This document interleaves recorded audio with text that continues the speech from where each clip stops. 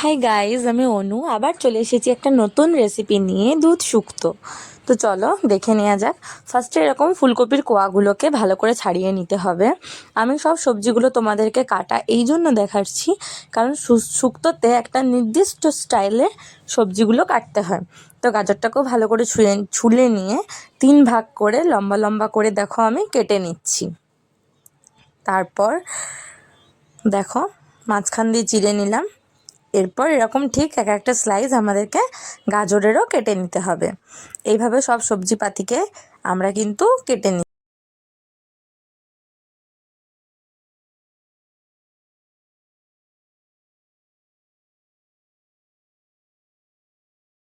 এখানে আমি 4 জনের জন্য একটি মাত্র গাজর ব্যবহার করেছি। মনে রাখতে হবে সবকটা সবজির পরিমাণ যেন প্রায় সমান সমানই থাকে, তাহলে কিন্তু শুক্তোর টেস্ট অনেক সুন্দর আসে।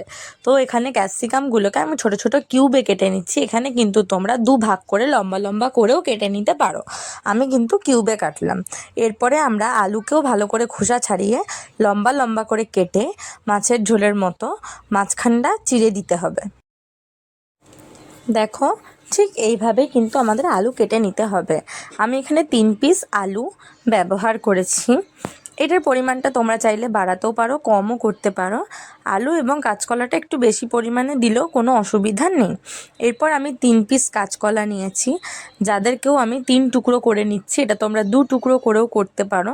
আমি 3 টুকরো করে নিচ্ছি। পার্সোনালি আমার সবজিগুলো যাতে সবই একই সাইজের লাগে, তাই জন্য। এবার কাঁচকলাটাকে ছুলে ভালো করে আমরা চিড়ে নেব 4 টুকরো করে, মানে 3টে স্লাইসের মধ্যে এক একটা স্লাইসকে 4 টুকরো করে ছুলে নিতে হবে। কাঁচকলাগুলো কিন্তু ছুলে নেওয়ার সাথে সাথেই হলুদ জলে ভিজিয়ে দিতে হবে, নাহলে কিন্তু কাঁচকলা কালো হয়ে যায়। তোমরা সাধারণত ঘরে কাঁচকলার তরকারি করলেও কিন্তু কাঁচকলাগুলোকে এরকম করে হলুদ জলে ভিজিয়ে রেখে দেবে।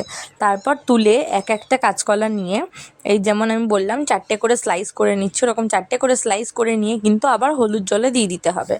হলুদ জলে কাঁচকলা ততক্ষণ রাখতে হয় যতক্ষণ না তুমি সেটাকে কড়ায় তেলের মধ্যে রান্না হতে দিচ্ছ।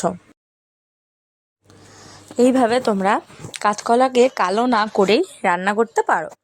তো এরপর আমি কেটে নিচ্ছি বেগুনটাকে মাঝখান থেকে স্লাইস করে নিয়ে কিন্তু 4 ভাগে আমি 4 টুকরো করে নিলাম। এইভাবে তোমরাও বেগুন কেটে নেবে। এখানে আমি 2টো বেগুন, মানে হিসাবে দেখতে গেলে 1.5টা বেগুন ইউজ করেছি। পোকা বেগুন ইউজ করতে পারো, কারণ পোকা বেগুনের টেস্ট কিন্তু অনেক সুন্দর হয়। তাহলে এটা বলছি না যে পোকাটা খেয়ে নাও, পোকা অংশটা কেটে বাদ দিয়ে বাকিটা ইউজ করবে। কারণ পোকা বেগুন যদি তোমরা খাও তাহলে সেই বেগুনে সার থাকে না, যেটা আমাদের হেলথের জন্য খুব উপকারী। এরপর কিন্তু আমি করলা কেটে নিচ্ছি। উচ্ছের থেকে করলাটা ব্যবহার করলেই মনে হয় বেশি ভালো হয়, কারণ এতে তেঁতোর পরিমাণ অনেক কম থাকে। আমি যেহেতু 4 জনের জন্য বানাচ্ছি, তাই আমি একটা মাত্র করলা এর মধ্যে ইউজ করছি। তোমরা যদি অতিরিক্ত করলা দিয়ে দাও তাহলে কিন্তু তেঁতোটা খুব বেশি হয়ে যাবে, তখন খেতে ভালো লাগবে না। এরপরে আমরা ইউজ করছি পটলটাকে ভালো করে ছুঁড়ে নিলাম। পটলটাকে এমনভাবে ছুলতে হবে যেন পটলের গায়ে একটু আধটু খোসা লেগে থাকে, তাহলে কিন্তু এর টেস্টটা অনেক বেশি লাগে। মাঝখানে কটা মূলোকেও লম্বা লম্বা করে কেটে নিলাম। এটা একদমই অপশনাল, মূলোটা তোমরা পছন্দ করলে দিও, নাহলে দিও না। আমি পার্সোনালি পছন্দ করি না, কিন্তু আমার ফ্যামিলিতে যারা আছে তারা খায়, তাই আমি দিচ্ছি। এবার পটলগুলোকেও লম্বা লম্বা করে স্লাইস করে কেটে নিতে হবে, যেমন আমরা সাধারণত পটল ভাজার জন্য কেটে থাকি। তা বলে 2 টুকরো করে কেউ কেটো না, 4 টুকরো করেই কাটবে মাঝখান থেকে চিড়ে নিয়ে। এরপর আমি কড়াই বসিয়ে দিলাম। একটু ইগনোর করো কড়াইটাকে, কারণ এর আগে আমি কড়াইতে একটা তরকারি করেছি, তাই জন্য কড়াইটা এরকম দেখতে লাগছে। তো তেল দিয়ে দিলাম, সর্ষের তেল। এখানে মোটামুটি 1 বাটি মতো সর্ষের তেল দিয়ে দিয়েছি আমি, কারণ এখানে সব সবজিগুলো আমি ভেজে ভেজে তুলবো, তো তাই বারবার অল্প অল্প করে তেল দেওয়ার থেকে আমি সম্পূর্ণ তেলটা একেবারেই দিয়ে দিয়েছি। এই তেলেই কিন্তু আমাদের সমস্ত রান্নাটা হয়ে যাবে। তো আমি ফার্স্টে দেখো আলু, মূলো, গাজর, ফুলকপি সব কিছুকেই এক এক করে ভেজে নিচ্ছি। এক এক করে সব জিনিস ভাজলে কিন্তু এটার টেস্ট খেতে খুবই সুন্দর হবে। দেখো আমি ক্যাপসিকামটা দিয়ে দিলাম। এটাকেও সাধারণত সবুজ রঙটা, যেটা ক্যাপসিকামের যে কালারটা, ওটা হালকা গায়েব হওয়া পর্যন্ত ভাজতে হবে, মানে হালকা সেদ্ধও হতে হবে এবং যাতে একটু ভাজা ভাজা লাগে সেদিকেও খেয়াল রাখতে হবে। আমার ক্যাপসিকামগুলো ভাজা হয়ে গেছে, আমি এগুলোকেও কড়ার থেকে কিন্তু তুলে নিচ্ছি।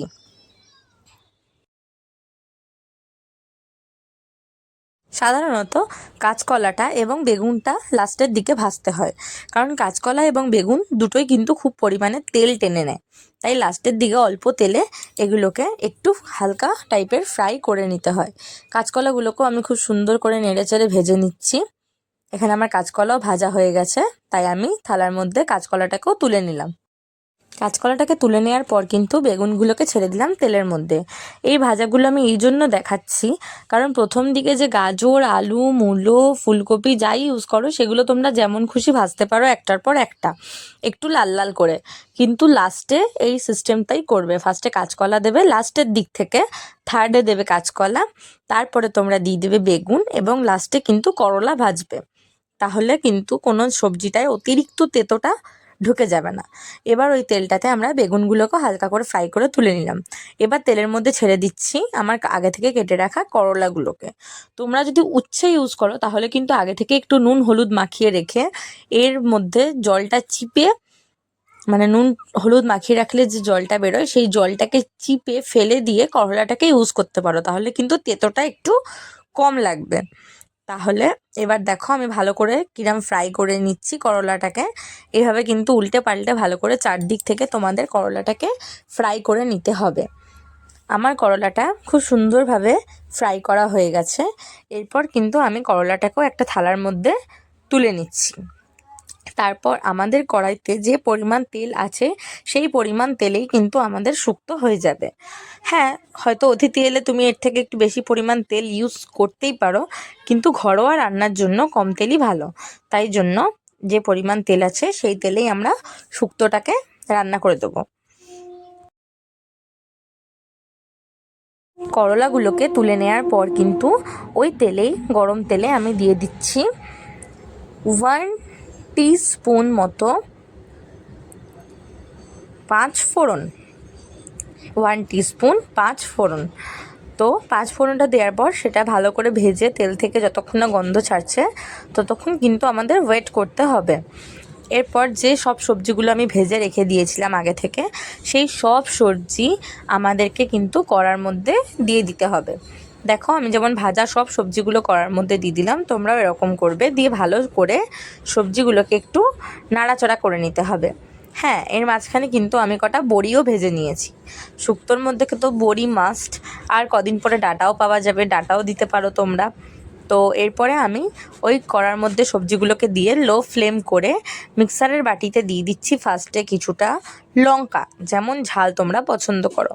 এরপরে দিয়ে দিলাম 1 টেবিল স্পুন এবং 1 টিস্পুন মতো পোস্ত।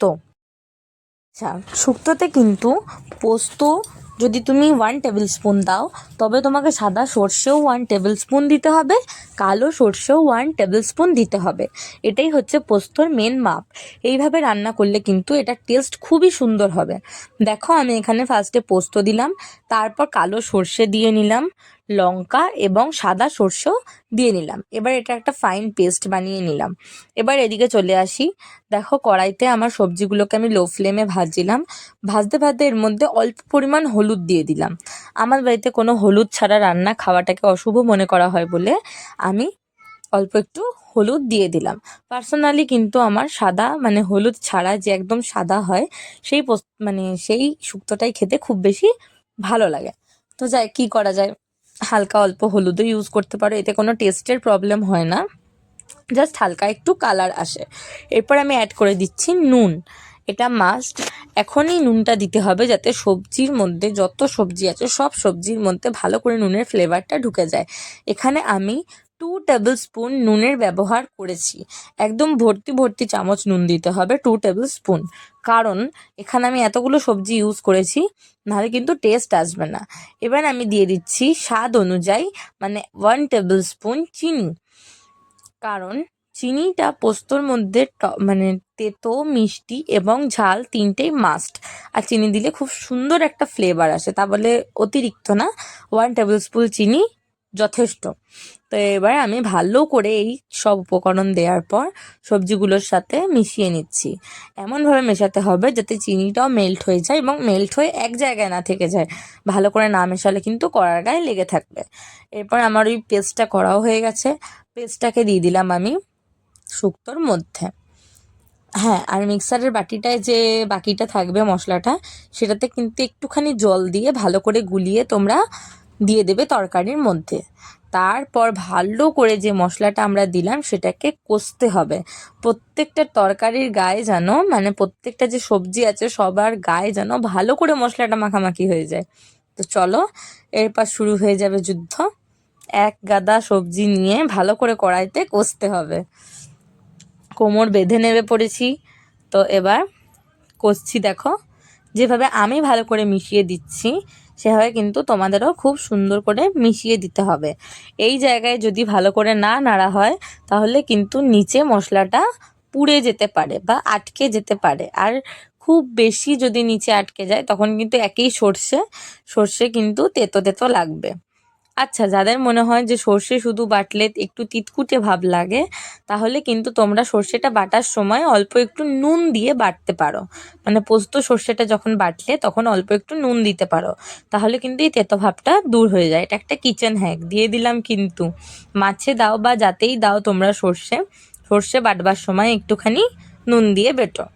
একবার করে দেখো আমার কথায়। ঠিক আছে, তো এরপরে আমাদের দেখো ভালো করে মশলাটাকে কষানো হয়ে গেছে। ঠিক আছে,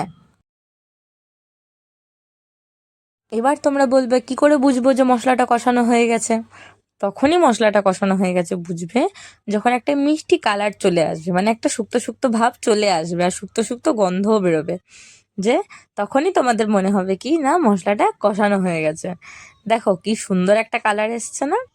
এরপর এই অবস্থায় আমরা দিয়ে দেবো পরিমাণ মতো জল, যাতে আমাদের সমস্তটা সবজি ভালো করে সেদ্ধ হয়ে যায়। এটাও কিন্তু মাস্ট। তো জল দিয়ে দিলাম আমি। আমার যেহেতু পার্সোনালি একটু পাতলা পাতলা গ্রেভি টাইপের, মানে ঝোল টাইপের শুক্তো ভাল লাগে, যেটা ভাতে মেখে খুব সুন্দরভাবে খাওয়া যায়, সেই হিসাবে আমি একটু বেশি পরিমাণে জল দিলাম। এরপর ঢাকা দিয়ে আমাদের রান্না করে নিতে হবে।